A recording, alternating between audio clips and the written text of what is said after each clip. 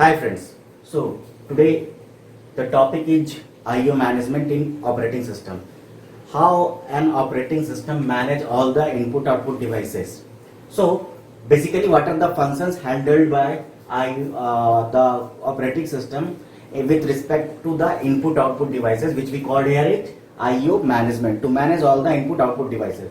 So the first thing is it controls all the components of input devices as well as output devices. As we know, in our computer there are various input devices like keyboards, mouse, microphone, scanner, etc. as well as output devices भी बहुत तरह के होते हैं, monitors हैं, printers हैं, plotters हैं. So there are various types of input devices as well as output device. और वो सारे इनपुट आउटपुट डिवाइस जब कंप्यूटर से कम्युनिकेट करते हैं, इंटरैक्ट करते हैं, तो ये सारा जो कम्युनिकेशन होगा वो कैसे हैंडल होगा, उसकी सारी कंट्रोलिंग की जिम्मेवारी ऑपरेटिंग सिस्टम के जिस हिस्से आती है वो कहलाता है आईओ मैनेजर, और वो आईओ मैनेजमेंट का हिस्सा होता है.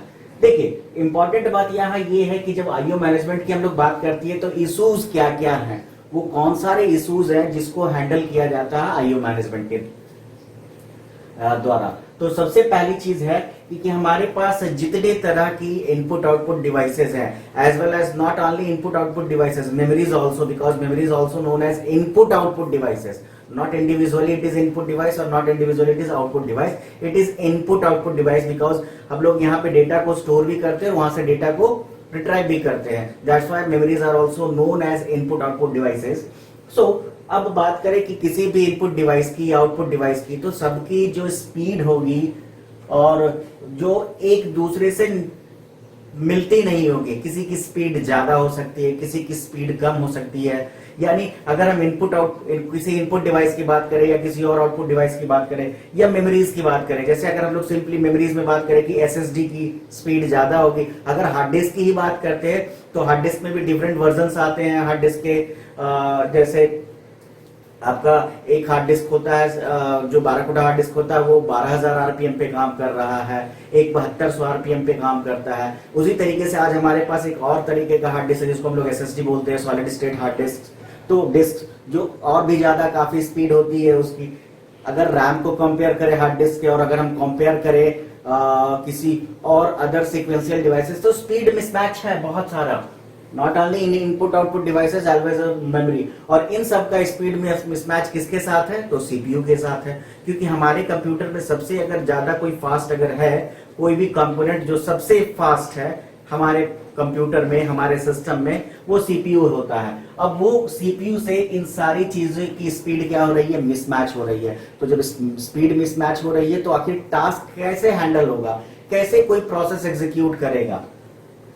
इनपुट डिवाइस लेट से डेटा दे रहा है या वहां सीपीयू की जो स्पीड है वो सीपीयू फास्ट काम कर रहा है, आउटपुट डिवाइस स्लो काम कर रहा है, तो सीपीयू ने अपना काम करके दे दिया और आउटपुट डिवाइस अभी भी अपना काम कर रहा है, यानी अब उसे वेट करना होगा. तो ये सारी चीजें जो हो रही है उसको कौन हैंडल करेगा, तो आईओ मैनेजमेंट की वो जिम्मेवारी होगी.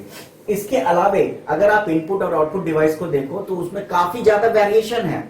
अगर हम सिंपली अगर इनपुट डिवाइस की ही बात करें तो स्कैनर हमारे पास एक इनपुट डिवाइस है और कीबोर्ड हमारे पास एक इनपुट डिवाइस है. अगर दोनों का काम करने का तरीका देखो तो दोनों डिफरेंट है. अगर वहीं पे माउस को अगर कंपेयर करो कीबोर्ड से तो उसके काम करने का तरीका अलग है. माउस कर रहा है, पॉइंट कर रहा है, वो पॉइंटिंग डिवाइस है.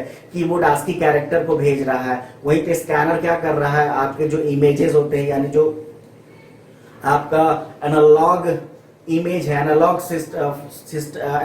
इमेज है या एनालॉग डेटा है, उसको वो डिजिटाइज करके कंप्यूटर को भेज रहा है एक बाइनरी फाइल बना के. तो यहाँ पे देखो कि हर तरह के डिवाइसेस का जो फंक्शन है, जो उसका नेचर है, जो उसका काम करने का तरीका है. अगर हम प्रिंटर की बात करते हैं तो प्रिंटर एक इलेक्ट्रोमैकेनिकल डिवाइस है.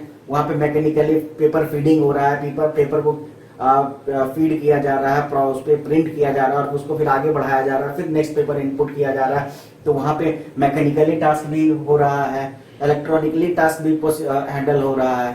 तो स्कैनर में आप देखो तो वहां पे केवल आप पेपर रख रहे हो या डॉक्यूमेंट रख रहे हो, उसको वो स्कैन कर रहा है. वहां पे ऑप्टिकली टास्क हैंडल हो रहा है. तो नेचर अलग है, फंक्शन अलग है, डिजाइन अलग है, स्पीड अलग है, इतने सारे वेरिएशंस हैं. तो इतने सारे वेरिएशंस को आखिर कैसे हैंडल किया जाएगा, हमारा कंप्यूटर कैसे हैंडल करेगा, क्योंकि अगर इतने सारे वेरिएशंस है तो हमारे पास इतने तरह का टास्क हो गया। अब दिक्कत यहाँ पे ये आती है कि अलग अलग तरह का डिवाइस है, अलग अलग तरह का नेचर है, तो सबको हमको अलग अलग तरीके से आइडेंटिफाई करना होगा और ये पॉसिबल नहीं है क्योंकि अलग अलग तरीके से सबको आइडेंटिफाई किया जाए। तो यहाँ पे आईओ मैनेजमेंट कहता है नहीं, सबके लिए अलग अलग आइडेंटिफिकेशन की कोई जरूरत नहीं है। यहाँ पे एक तरीका अपनाया जाता है, यानी सबको एक नाम दिया जाता है। नाम देने का अलग तरीका होता है कि उसको एक नंबर दिया गया या नाम दिया गया जिससे वो आइडेंटिफाई हो रहा है। तो ये सारी चीजें कैसी होती है, मैं आपको इसका इमेज विंडोज पे भी करके दिखाऊंगा कि अगर ये सारी चीजें कैसे हैंडल हो रही है। तो इसको हम लोग बोलते हैं डिवाइस इंडिपेंडेंसी, यानी वो किसी तरह का भी डिवाइस हो, डिवाइस के नेचर से मतलब नहीं है, डिवाइस के फंक्शन से मतलब नहीं है, डिवाइस के स्पीड से मतलब नहीं है। अगर वो एक इनपुट आउटपुट डिवाइस है तो वो क्या कर सकता है, आईओ मैनेजर उस इनपुट आउटपुट डिवाइस को हमारे सिस्टम से कनेक्ट कर सकता है। और कनेक्ट करने का तरीका क्या होगा उसके बारे में भी हम लोग आगे इस वीडियो में डिस्कस करेंगे। इसके अलावा इसका जो सबसे इंपॉर्टेंट टास्क है कि वो क्या कर रहा है, किसी भी डिवाइस को कमांड इशू कर रहा है कि कब कौन सा डिवाइस इनपुट प्रोवाइड करेगा, कब कौन सा डिवाइस आउटपुट प्रोवाइड करेगा, जो इंटरप्ट्स आ रहे हैं डिवाइस की तरफ से उसको हैंडल करेगा। और इन केस अगर कोई एरर जनरेट हो रहा है तो उन एरर को भी वो क्या करेगा, ये आईओ मैनेजमेंट की जिम्मेवारी होगी कि उन एरर्स को वो टैकल करे। इसके अलावा हमारे पास अब जब बात करें तो आईओ डिवाइस कितने तरह के होते हैं, तो बेसिकली अगर हम देखें इन टर्म्स ऑफ डेटा, या तो हम कैप्चर कर रहे हैं या डेटा बाहर भेज रहे हैं, उसके अकॉर्डिंगली जो आईओ डिवाइस होते हैं वो दो तरह के होते हैं। तो ये जो आईओ डिवाइस दो तरह के होते हैं, उसमें एक पहला डिवाइस होता है जिसको हम लोग कहते हैं ब्लॉक डिवाइसेस और दूसरा कहलाता है कैरेक्टर डिवाइसेस। जब हम लोग ब्लॉक डिवाइसेस की बात करते हैं तो यहाँ पे जो ब्लॉक डिवाइसेस वैसे इनपुट आउटपुट डिवाइसेस है जो डेटा को स्टोर करते हैं या इंफॉर्मेशन को स्टोर करते हैं फिक्स साइज ब्लॉक में, और हर ब्लॉक को हम लोग इंडिविजुअली क्या कर सकते हैं, आइडेंटिफाई कर सकते हैं, उसको एड्रेस कर सकते हैं। हर ब्लॉक का एक अपना बेस एड्रेस होता है, इस बेस एड्रेस की मदद से उस पूरे के पूरे ब्लॉक को क्या किया जा सकता है, एड्रेस किया जा सकता है। दैट मींस ये ब्लॉक जो होता है वो एड्रेसेबल होता है। वहीं पे जो हमारे पास दूसरे तरह का डिवाइस है, जिस डिवाइस को हम लोग कहते हैं कैरेक्टर डिवाइस, और ये कैरेक्टर डिवाइस क्या करता है, बिट स्ट्रीम, यानी ये फ्लो ऑफ जो डेटा होता है, यानी स्ट्रीम ऑफ डेटा पे काम करता है। यहाँ पे लगातार डेटा का फ्लो हो रहा है, लगातार डेटा का आउटफ्लो होता है, और यहाँ पे चूंकि ये स्ट्रीम ऑफ डेटा है तो इसको हम लोग एड्रेस नहीं कर सकते। सो ये ब्लॉक, इसका कोई अपना ब्लॉक स्ट्रक्चर नहीं होता है, डेटा रेगुलर फ्लो में आ रहा है, स्ट्रीम है डेटा का, तो इसीलिए ये कोई ब्लॉक स्ट्रक्चर फॉलो नहीं करता। और जब ब्लॉक स्ट्रक्चर फॉलो नहीं करता और स्ट्रीम है डेटा का, तो इसको हम लोग इंडिविजुअली क्या कर सकते हैं, एड्रेस भी नहीं कर सकते हैं। So there are two types of IO devices on the basis of the flow of data और स्टोरेज ऑफ डेटा। तो उसमें है पहला ब्लॉक डिवाइस और दूसरा कैरेक्टर डिवाइस। अब हमारे पास एक पर्टिकुलर एक टर्म है जिसका नाम है डिवाइस कंट्रोलर। डिवाइस कंट्रोलर, अब ये डिवाइस कंट्रोलर क्या है इसको समझते हैं। सो बेसिकली जब हम लोग डिवाइस कंट्रोलर की बात कर रहे हैं तो device that means all the IO input output devices. अब ये डिवाइस कंट्रोलर का बेसिकली काम क्या है, तो अभी जो हमने इश्यूज देखे थे कि आईओ मैनेजमेंट का बेसिकली काम क्या होता है, तो वो जो जो डिवाइस का वेरिएशन था, डिफरेंट टाइप के डिवाइसेस थे जिनका नेचर अलग अलग था, तो इन सारे डिवाइसेस को आखिर कंट्रोल कौन करेगा, तो उसके लिए यहाँ पे एक डिवाइस कंट्रोलर होता है। और डिवाइस कंट्रोलर का बेसिकली काम क्या होता है कि किसी भी नेचर के कोई भी डिवाइस हो, चाहे वो इनपुट हो चाहे वो आउटपुट हो, उनको कैसे हैंडल किया जाएगा, तो उसका एक प्रॉपर मैकेनिज्म है। और ये प्रॉपर मैकेनिज्म डिवाइस कंट्रोलर कैसे उसको हैंडल करता है वो देख रहे हैं हम लोग।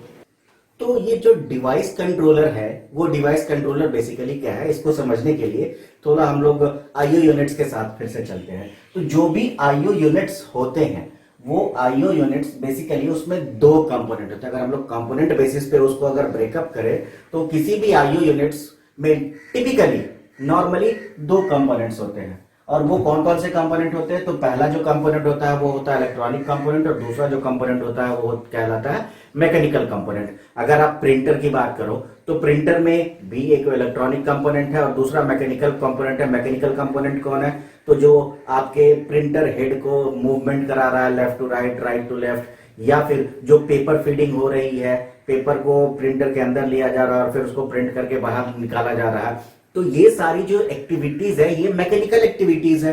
तो वो हुआ मैकेनिकल कंपोनेंट उसका। जैसे अगर सिंपली अगर माउस की ही बात करूं तो माउस का मूवमेंट करते हैं, तो माउस का जब मूवमेंट होता है उसके, अगर ट्रैक बॉल माउस की बात करो जिसमें बॉल लगे हुए होते थे, ट्रैकर बॉल होता था, तो वो क्या करता था मैकेनिकली, यानी वो उसका मूवमेंट होता था और उस मूवमेंट के अकॉर्डिंगली उसको एक्स और वाई एक्सिस पे डिफाइन किया जाता था।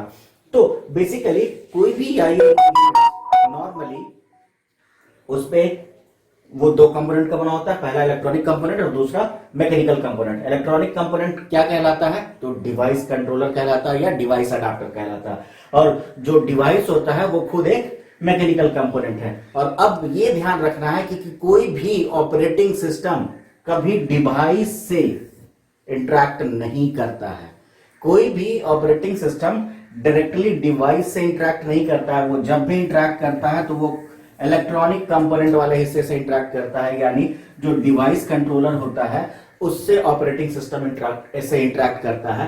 तो इसीलिए आप यहाँ पे इस फिगर में देख पा रहे होंगे कि जो इस सिस्टम बस पे सारे डिवाइसेस लगे हुए हैं, लेकिन आप यहाँ देखोगे यहाँ डिवाइसेस नहीं लगे हुए, यहाँ डिस्क कंट्रोलर है, यहाँ प्रिंटर कंट्रोलर है। अगर यहाँ पे दो प्रिंटर लगे हुए होते तो दोनों प्रिंटर कंट्रोलर से ही अटैच होता। हमारे पास दो हार्ड डिस्क है या दो डिस्क है, किसी भी तरह का हो, चाहे वो हार्ड डिस्क हो, फ्लॉपी डिस्क हो, हर डिस्क के लिए अलग अलग डिवाइस कंट्रोलर होगा।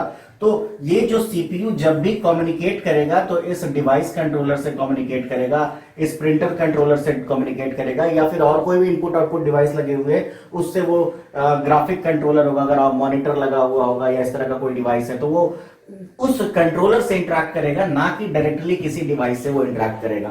और अब इस डिवाइस से कैसे काम करना है या करवाना है वो ये डिस्क कंट्रोलर की जिम्मेवारी होती है। तो अब इस तरीके से आप यहां समझ सकते हो कि हमारा जो सिस्टम है, यानी सिस्टम अगर कहें तो नॉर्मली हम लोग सीपीयू की बात करें तो हमारा सिस्टम किस तरीके से डिवाइस इंडिपेंडेंसी को यहाँ पे इंप्लीमेंट कर रहा है। यानी हमारे पास किसी भी तरह का डिवाइस हो, हमारे पास उसका अगर कंट्रोलर होगा, यानी वो इलेक्ट्रॉनिक कंपोनेंट, क्योंकि हमारा सीपीयू भी क्या है, एक इलेक्ट्रॉनिक कंपोनेंट है, हमारा सिस्टम इलेक्ट्रॉनिक मशीन है। तो यानी हमारे पास उसके बिहाफ में, इस डिवाइस के बिहाफ में अगर कोई इलेक्ट्रॉनिक कंपोनेंट है तो वो उसका कंट्रोलर होगा, और वो कंट्रोलर उस डिवाइस से क्या करेगा, कम्युनिकेट करेगा, और जो भी टास्क एग्जीक्यूट कराना होगा वो डिवाइस कंट्रोलर की जिम्मेवारी होगी। So this is all about device controller. अब यहाँ पे आप देख रहे हो कि मेमोरी को हमने डायरेक्टली, यहाँ पे कोई कंट्रोलर नहीं है, because memory is not a mechanical device, it is itself a electronic device. That's why यहाँ पे सीपीयू डायरेक्टली मेमोरी को क्या कर सकता है, रिक्वेस्ट भेज सकता है और वहां से डायरेक्टली रिक्वेस्ट ले सकता है, क्योंकि मेमोरी जो सीपीयू जिस फॉर्म में काम कर रहा है उसी फॉर्म में ये भी काम कर रहा है। यहाँ पे कोई मैकेनिकल टास्क एग्जीक्यूट नहीं हो रहा। दैट्स व्हाई ये जो मेमोरी है वो डायरेक्टली सिस्टम बस से जुड़ा हुआ है। यहाँ पे हमें किसी तरह के इनपुट आउटपुट कंट्रोलर की जरूरत नहीं है। So this is all about IO management and device controller in operating system. Next video में हम लोग किसी भी ऑपरेटिंग सिस्टम के या किसी भी इनपुट आउटपुट सॉफ्टवेयर के क्या गोल्स होते हैं उसके बारे में डिस्कस करेंगे।